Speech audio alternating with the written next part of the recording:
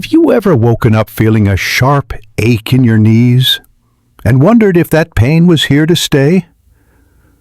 I know how that feels because I've been there too. Living day after day with a constant reminder that my body wasn't quite what it used to be is tough. Admitting that something as simple as getting out of bed or climbing a few steps could turn into a struggle. For years, I brushed off the pain as just part of getting older, like it was some kind of sentence we all have to accept. But deep down, I wish there was an easier way, something gentle, natural, and doable in the comfort of my own home. What if I told you there is a simple, soothing solution that helped me ease that stubborn knee pain in just a few nights? No expensive treatments, no complicated routines, just a little ritual that fits right into your evenings and brings surprising relief. It's not magic, but it's something I discovered almost by accident, and it gave me back more than just less pain. It gave me hope and freedom. If you've been carrying this kind of pain too, I'd love to hear your story, because you deserve to live better, to move freely, and to wake up without that heavy ache weighing you down. Let's take this journey together. If you are not subscribed, subscribe and activate the notification bell so you don't miss any videos. If you like the topic of this video, please comment 1. Now let's begin. There's a certain moment in life when you realize pain has quietly become your constant companion. It doesn't arrive all at once, but rather slips in quietly, softly, almost politely at first, barely more than a whisper in the background of your day. For me, it began with the smallest twinge in my left knee while climbing the stairs at my daughter's house. The sort of thing you chalk up to having overdone it or slept funny. I remember pausing halfway up, just for a second, telling myself it was nothing, maybe a sign to slow down. After all, we're told that aches and pains are part of getting older, and that it's normal to slow our pace. But what starts as a whisper gradually becomes a persistent murmur. That first twinge, so easy to dismiss, becomes a dull ache every time you stand from your favorite recliner, then a throb when you try to walk out to the mailbox. Suddenly, everyday moments require planning and careful movement. You start to bargain with yourself. If I go for a walk today, maybe I'll skip gardening tomorrow. If I visit my friend across town, I better rest up in advance. Life turns into a series of negotiations, not just with the outside world, but with your own body. I know I'm not alone in this. Maybe you've had a similar moment, a sudden realization, perhaps while reaching for the cereal box on the top shelf, when pain shoots through your knee and reminds you of your body's new. I used to walk everywhere, find joy in being active, kneel in the garden with my grandchildren and chase after the dog at the park. Now, each of those things came with a silent question. Will my knees hold up today? Will I regret this later? Pain has a way of shrinking your world, sometimes so gradually you hardly notice, until you wake up and realize how small your life has become. Once, I was spontaneous, quick to jump in the car for a Sunday drive, happy to join friends for an afternoon stroll, or say yes to last-minute plans. But over time, my willingness to say yes faded, replaced by the growing anxiety of how much pain I might endure for the pleasure of company or a change of scenery. The thing about knee pain, especially as we age, is that it's not just physical, it's emotional too. It seeps into your confidence, your sense of independence, your hope. I used to pride myself on taking care of my home, tidying up, cooking big family dinners, and making sure the house felt warm and welcoming. But when every step feels uncertain, even the simplest chores become daunting. I started to weigh the risk of pain against the reward of doing something for myself or my family, Was sweeping the porch worth the ache I'd feel that night? Would baking cookies with my granddaughter mean limping through the rest of the week? The calculations became endless. It's a lonely feeling, even when you have a loving spouse, children, friends, people who care deeply for you. There is a part of the struggle that feels yours alone. I remember sitting at the kitchen table, watching my husband mow the lawn, and wanting nothing more than to join him outside, to feel the grass under my feet, to help with the garden beds we used to plant together each spring. I'd watch him from the window, a bittersweet ache in my chest, and wonder if he noticed my absence and if he missed our shared routines as much as I did. Sometimes I'd try to put on a brave face, joking about my creaky knees or my built-in weather predictor, but inside I felt diminished, as if part of me was quietly slipping away. There's something almost universal about this kind of pain. If you've ever attended a senior center activity or joined a church social, you know how quickly talk turns to joints and bones, to hips and knees, to the latest cream or pill someone's doctor recommended. At first, I found comfort in these conversations. Reassurance that I wasn't the only one going through it, that my struggles were shared by so many other women. But after a while, even this camaraderie can turn heavy. How many times can we exchange stories about sleepless nights, about waking up with aching knees, about the frustration of feeling your body betray you again and again? Knees were made of rusty hinges that needed oiling before I could start my day. I'd swing my legs out of bed and pause, bracing myself for the discomfort that would shoot through my joints. Some mornings, I'd sit on the edge of the mattress just breathing, gathering the will to move. On the worst days, I'd grab hold of the dresser or the bedpost for support, willing myself upright. Simple things like getting in and out of the car became complicated. I found myself choosing parking spots closer to store entrances, skipping aisles at the grocery store, and even avoiding trips altogether if I knew there would be too much walking involved.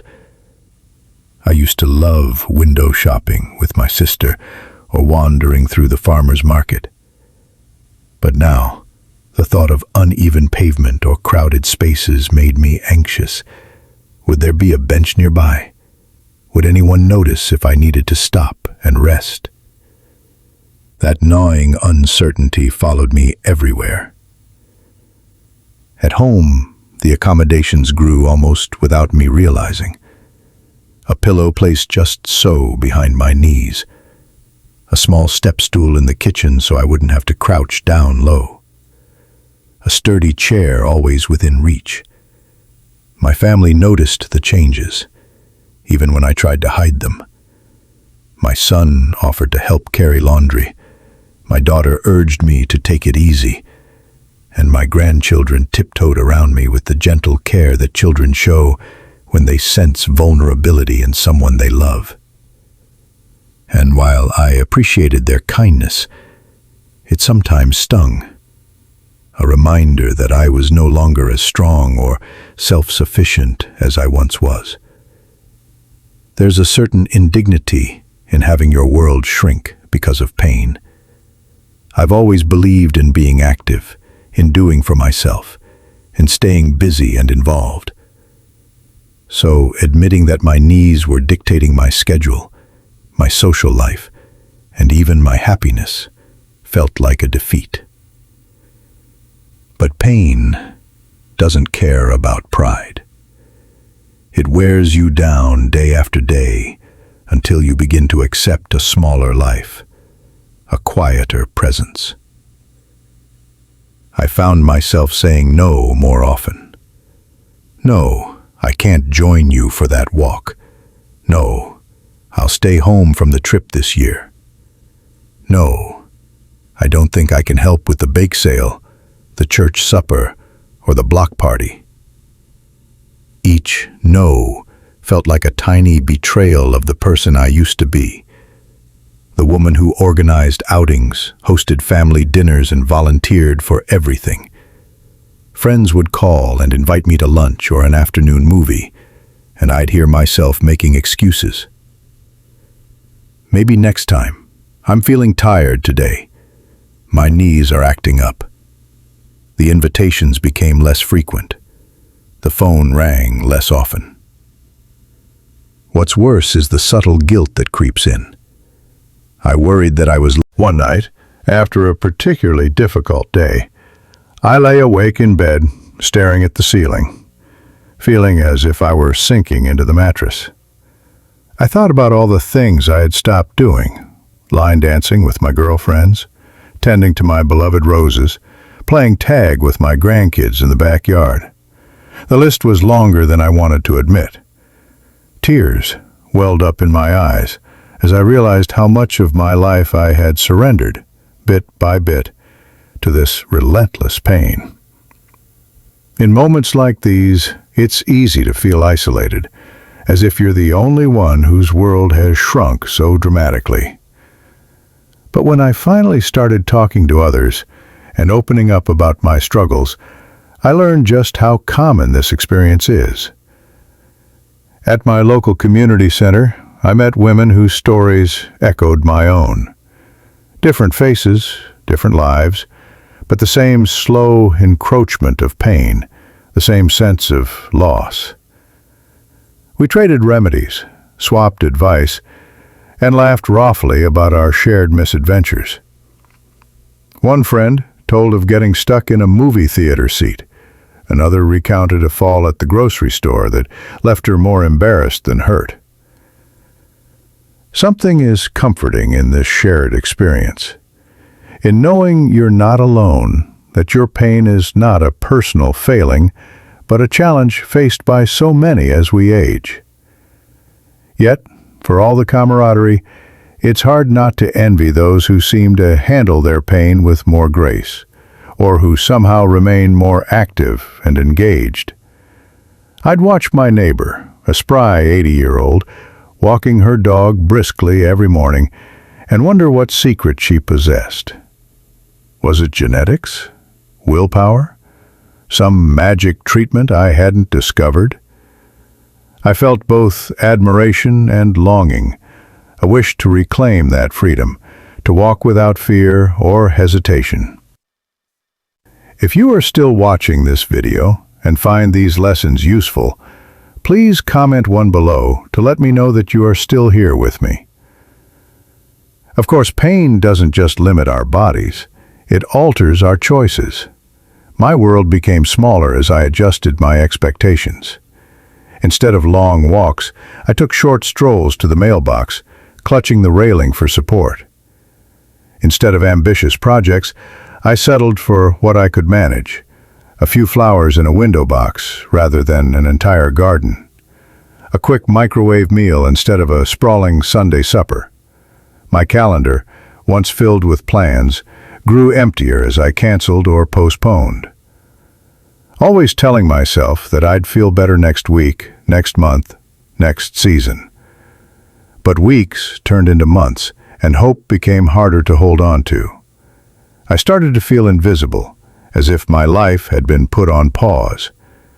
Friends moved on, new neighbors arrived, grandchildren grew older, and the world kept spinning while I watched from the sideline. Pain changes the language you use about yourself. It narrows your sense of identity, turning you from an active participant in your own story into a passive observer. Still, in the quiet moments, early mornings when the house was still or late at night when sleep wouldn't come, I'd remember who I used to be. I'd close my eyes and see myself dancing in the kitchen, chasing after grandkids in the yard, kneeling among rows of marigolds and tomatoes. Those memories became bittersweet reminders of the life I longed to reclaim. For a long time I resisted asking for help. I told myself I was fine, that the pain was manageable, and that I didn't want to burden anyone. But pain wears down even the most determined spirit. Eventually, I found myself at the doctor's office, explaining my symptoms, listing all the things I tried: over-the-counter pills, creams, ice packs, heat pads. I listened as the doctor explained the reality of aging joints, of cartilage wearing down, of inflammation and wear and tear. She was kind and patient, offering practical advice and options, physical therapy, gentle exercises, dietary changes, and even the possibility of injections or surgery if things grew worse. I nodded and took notes, grateful for her empathy, but also weighed down by the realization that there was no easy fix. Chronic pain, I learned, is a journey, not a destination. What helped most in those difficult days was connecting with others who understood. Support groups, both in person and online, became a lifeline. Sharing our stories, our fears, frustrations, small victories helped lighten the load. I met women who had suffered far worse, whose resilience inspired me to keep trying. Together, we celebrated each other's progress, no matter how small. A friend's success at walking around the block became a triumph for all of us. The simple act of talking, of being seen and heard, was its kind of medicine. Slowly, I learned to shift my perspective. Instead of mourning all that I had lost, I began to focus on what I could still do. Maybe I couldn't walk as far as I once did, but I could enjoy the sunlight on the porch, the laughter of grandchildren, and the comfort of a good book. I found solace in new routines, a gentle stretch each morning, a phone call with an old friend, a hobby that kept my mind engaged even when my body protested. Most of all, I discovered the power of kindness to myself and others walking this same path. Pain can make you hard and bitter if you let it, but it can also open your heart and make you more compassionate, more patient, and more understanding of the invisible burdens others carry. I learned to ask for help when I needed it, and to offer help in return. Sometimes a listening ear, sometimes a simple word of encouragement.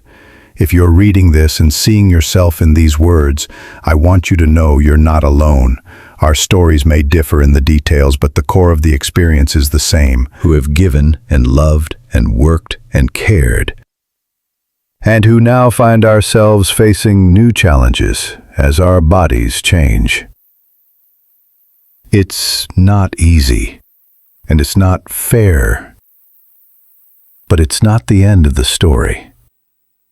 Pain may shape our days, but it doesn't have to define our spirit. Every small step forward is a victory. Every act of courage, getting out of bed, reaching for a friend, trying something new is a quiet triumph. Our worlds may be smaller, but they are no less precious, no less worthy of joy and hope. And perhaps, in the sharing of our struggles, in the gentle recognition of each other's pain, we find the strength to keep going, to adapt, to persevere, and to rediscover the beauty and possibility that still exists in every single day.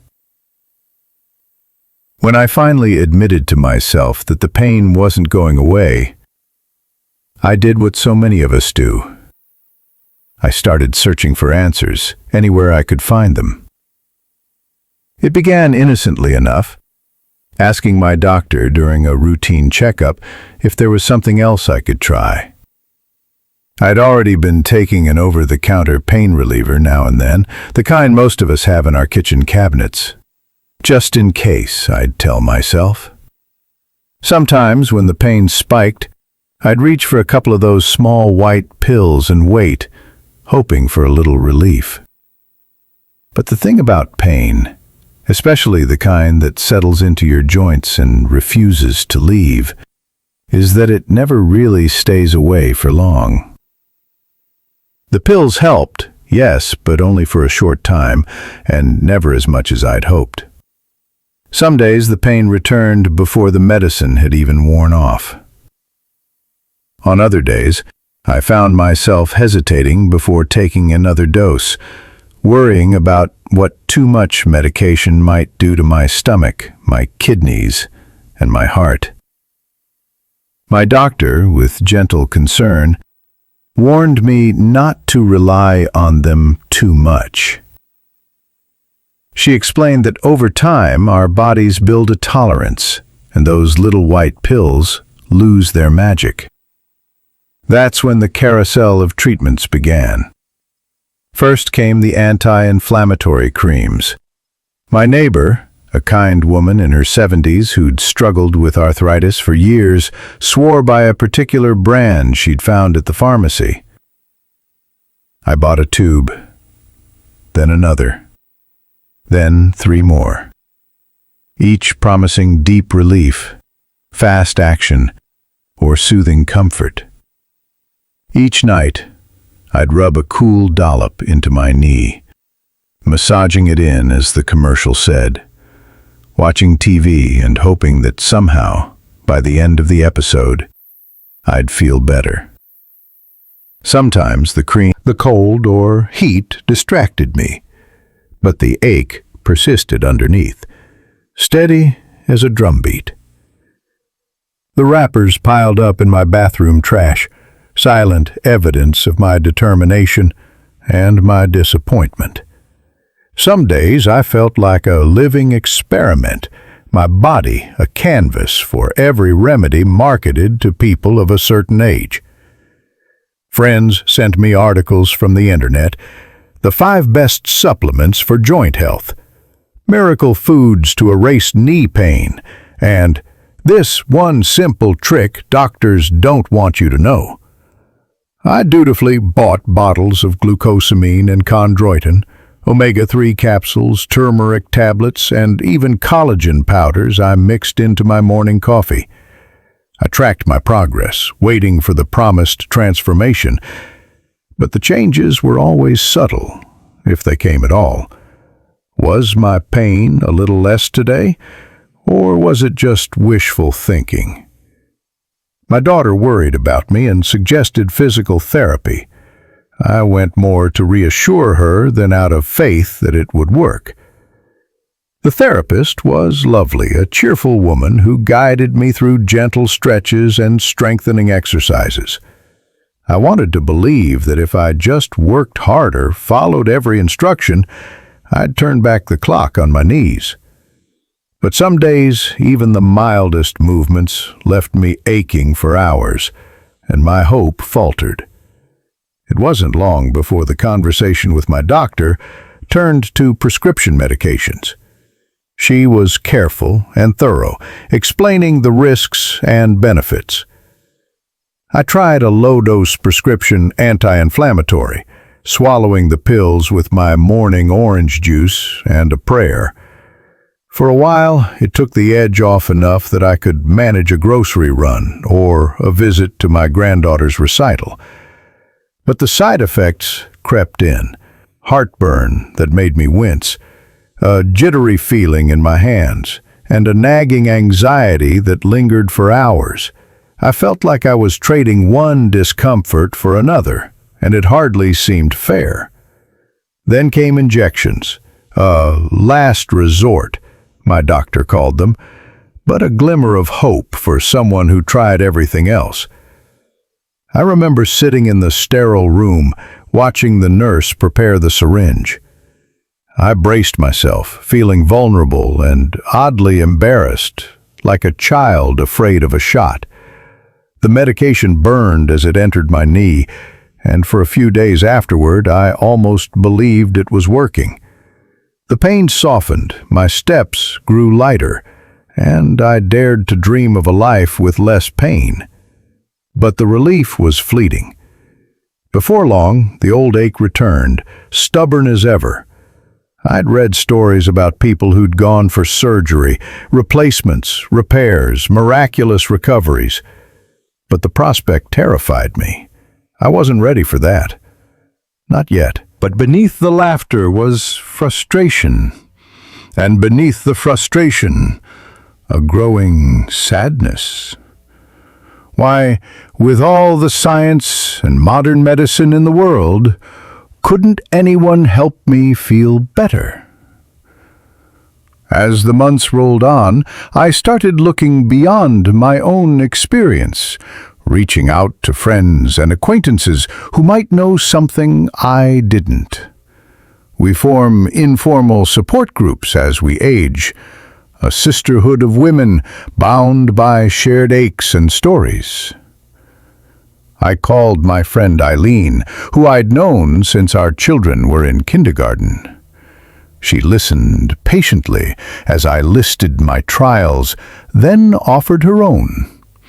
Acupuncture, herbal wraps, and even hypnosis. "Nothing sticks," she admitted, her voice tinged with the same weary hope I felt. Some days are better, most are just the same. There was Maggie, who lived 2 streets over and prided herself on her stoicism.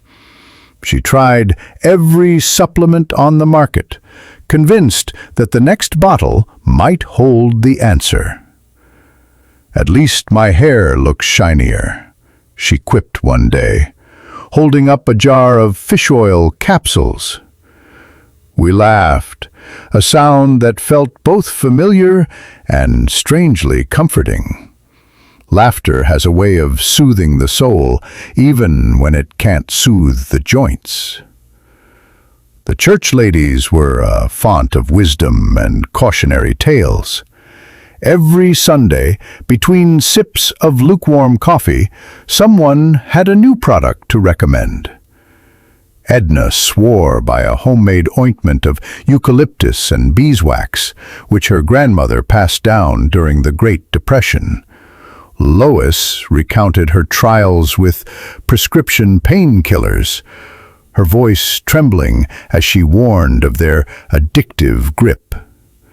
Ruth, ever the skeptic, confessed she'd given up on anything but plain old Tylenol and prayer. Sometimes our conversations drifted from remedies to reflections. What it means to grow older, to watch your body change in ways you can't control. We consoled each other over lost freedoms. The ability to kneel and weed the garden, to dance at a grandchild's wedding, to walk through the grocery store without scouting out the nearest bench. "It's not just the pain," Edna said one afternoon, squeezing my hand. "It's what the pain keeps you from doing." I found support in more unexpected places too. One of my granddaughters set me up on an online forum for people living with chronic pain. At first, I was wary. Technology isn't always my friend. But soon I was reading stories from women all over the country. Women who could have been my neighbors or when sleep eluded me and pain pulsed through my knees, I'd remember those women, scattered across states and time zones, holding each other up in small but significant ways. Yet, for all the shared wisdom and camaraderie, there were nights when loneliness pressed in around me, heavy and unyielding. Pain is a peculiar thing. It can make you feel cut off, even from those you love most. There were evenings when my husband would ask if I wanted to take a walk, and I'd force a smile, shaking my head, not wanting to explain for the 100th time why my knees wouldn't cooperate. I felt guilty for slowing him down, for making our once joyful evening strolls a thing of the past. Sometimes, in the quiet of the house, I'd sit by the window and watch the neighbors pass by. Young couples pushing strollers, teenagers on skateboards, old friends out for their evening walks. I'd think of the person I used to be, the woman who'd dash out the door without a second thought, and feel a pang of loss that had nothing to do with age and everything to do with possibility. Isolation crept in slowly, disguised as practicality. It's easier to stay home, I'd tell myself. Better not to push it. Phone calls with friends became less frequent. Invitations dwindled, and even my closest family started to ask if I needed anything, rather than if I wanted company. It's a subtle difference, but it stings all the same. People mean well, but when pain is a constant, even kindness can remind you of what you're missing. There were days when I felt invisible, a background character in my own life. My world narrowed to the radius of my living room, my garden, and the short drive to the grocery store. The ache in my knees became a silent partner, dictating what I could and could not do, casting a shadow over my plans. Hope felt slippery, sometimes lost entirely in the shuffle of doctor's appointments and half-empty bottles in the medicine cabinet. You deserve to wake up without that sharp ache, to move freely and comfortably, and to embrace the fullness of your life with joy and confidence. It's okay to be patient with yourself, to try gently, to listen to your body, and to cherish those moments when relief comes, even if it's just a little at a time. The small rituals we build, the choices we make, and the kindness we offer ourselves are the true acts of courage. If my story has touched you, if it has sparked a glimmer of hope, I invite you